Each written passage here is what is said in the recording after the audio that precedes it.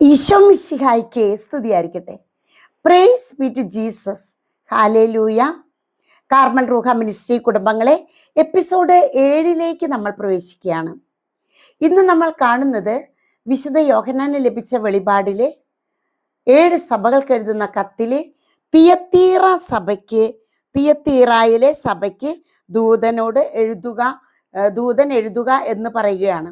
യോഹന്നാനോട് ദൂതൻ പറയുകയാണ്. നമുക്ക് വായിക്കാം. അധ്യായം 2, 18 മുതൽ. തിയത്തീറായിലെ സഭയുടെ ദൂതനെ എഴുതുക.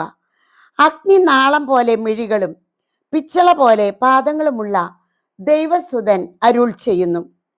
നിന്റെ പ്രവർത്തികളും സ്നേഹവും വിശ്വാസവും ശുശ്രൂഷയും ദീർഘമായ സഹനവും ഞാൻ അറിയുന്നു. നിന്റെ അവസാന പ്രവർത്തനങ്ങൾ ആദ്യത്തേതിനേക്കാൾ മെച്ചപ്പെട്ടതാണ്. എങ്കിലും നിനക്കെതിരായി എനിക്കൊന്ന് പറയുവാനുണ്ട്. പ്രവാചിക എന്ന് അവകാശപ്പെടുകയും വ്യഭിചാരം ചെയ്യാനും വിഗ്രഹങ്ങൾക്ക് അർപ്പിച്ചവ ഭക്ഷിക്കാനും എൻ്റെ ദാസരെ പഠിപ്പിക്കുകയും വശീകരിക്കുകയും ചെയ്യുന്നു. ജസബേൽ എന്ന സ്ത്രീയോട് നീ സഹിഷ്ണുത കാണിക്കുന്നു. അനുതപിക്കാൻ ഞാൻ അവൾക്ക് അവസരം നൽകി. എന്നാൽ അവൾ തൻ്റെ വ്യഭിചാരത്തെക്കുറിച്ച് അനുതപിക്കാൻ കൂട്ടാക്കുന്നില്ല. ഇതാ, ഞാൻ അവളെ രോഗശയ്യയിൽ തള്ളിയിടുന്നു.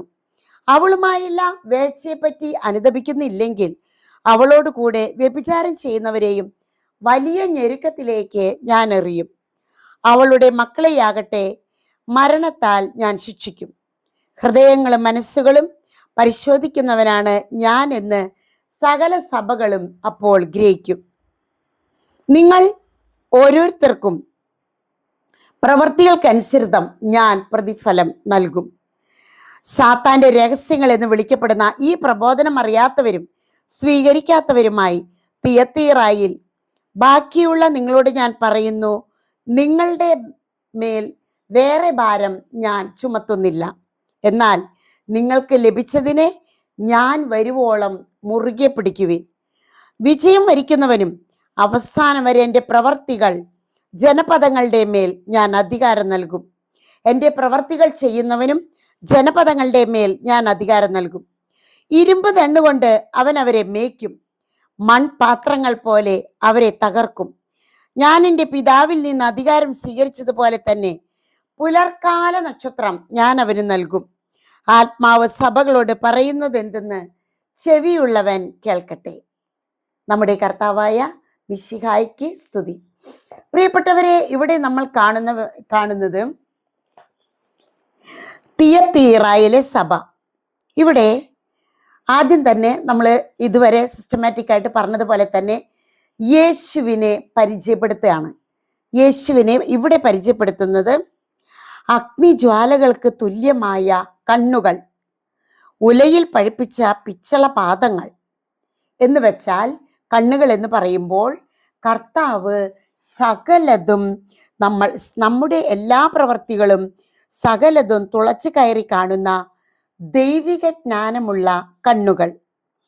പാദങ്ങൾ എന്ന് പറയുമ്പോൾ നീതിപൂർവകമായ ന്യായവിധിയെ സൂചിപ്പിക്കുകയാണ്. ഇനി പ്രശംസ അവർക്ക് കൊടുക്കുന്നത് ഇവരെ ആത്മീയ വളർച്ചയിൽ ഇവരുടെ പ്രവർത്തനങ്ങളെ യേശു അഭിനന്ദിക്കുന്നുണ്ട്. ആത്മീയ വളർച്ച വന്നവരെ പോലെയുള്ള ഇവരുടെ പ്രവർത്തനങ്ങളെ യേശു അഭിനന്ദിക്കുന്നു. ഇവരുടെ സ്നേഹം, വിശ്വാസം, ശുശ്രൂഷ, സഹിഷ്ണുത എന്നിവയെ പ്രശംസിക്കുകയാണ്. ആത്മീയ വളർച്ചയിലെ ഇവരെ നിറഞ്ഞ് കവിഞ്ഞ് ഒഴുകുന്നവരായി മാറിയിട്ടുണ്ട്. എന്നാൽ ഇവർക്ക് കൊടുക്കുന്ന തിരുത്തലുകളും മുന്നറിയിപ്പും നമ്മോട് തന്നെ പറയുകയാണ്. സഭയിൽ കടന്നുകൂടിയ വിശ്വാസവഞ്ചന, അധാർമികത ഇവർക്ക് മുന്നറിയിപ്പ് കൊടുക്കുകയാണ്. സഭയിൽ കടന്നുകൂടിയ വിശ്വാസവഞ്ചന അതെന്താ നോക്കാം. അതിനൊരു ഉദാഹരണമായിട്ട് പറയാണ്, ഇസബേൽ സ്ത്രീ അവൾ ഒരു പ്രവാചികയെന്ന് സ്വയം പറയുകയും ദൈവമക്കളെ, ദൈവജനത്തെ വ്യഭിചാരം, വിഗ്രഹാർപ്പിത ഭക്ഷണം മുഴുവൻ അവൾ വഴിതെറ്റിക്കുകയും ചെയ്യുന്ന ഈ സ്ത്രീയെ സഭ, അതായത് ഈ തിയത്തീറ സഭ സഹിക്കുന്നു.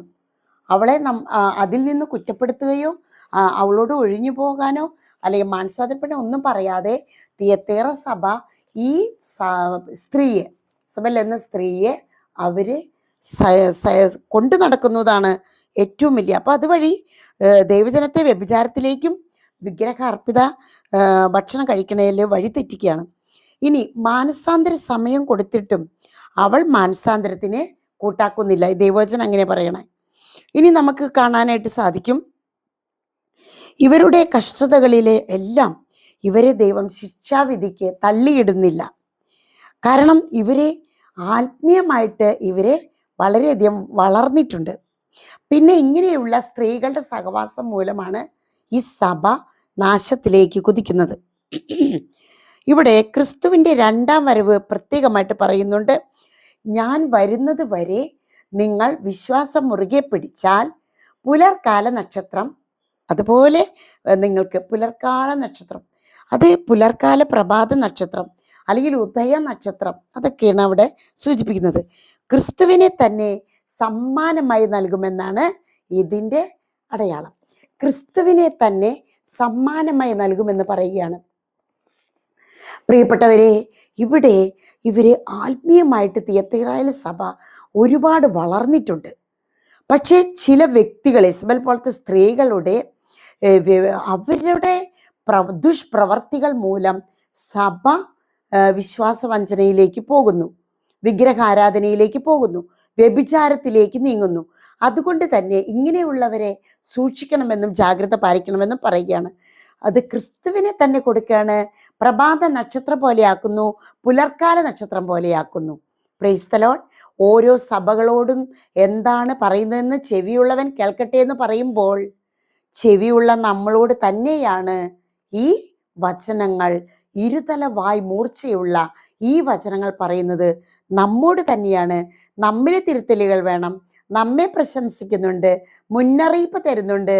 നമുക്ക് കിട്ടാൻ പോകുന്ന സമ്മാനത്തെക്കുറിച്ചും ഇവിടെ സൂചിപ്പിക്കുന്നുണ്ട്. Praise the Lord. ഹല്ലേലൂയ. ആമേൻ. ഈ എപ്പിസോഡ് 7 നിങ്ങൾ കൂടുതൽ പലവട്ടം ആവർത്തിച്ച് വചനഭാഗം വായിക്കുക. എക്സ്പ്ലനേഷൻ ഒരു നോട്ട് ബുക്കിൽ എഴുതി വയ്ക്കുക. പലർക്കും നിങ്ങൾ ഷെയർ ചെയ്യുക. ആമേൻ.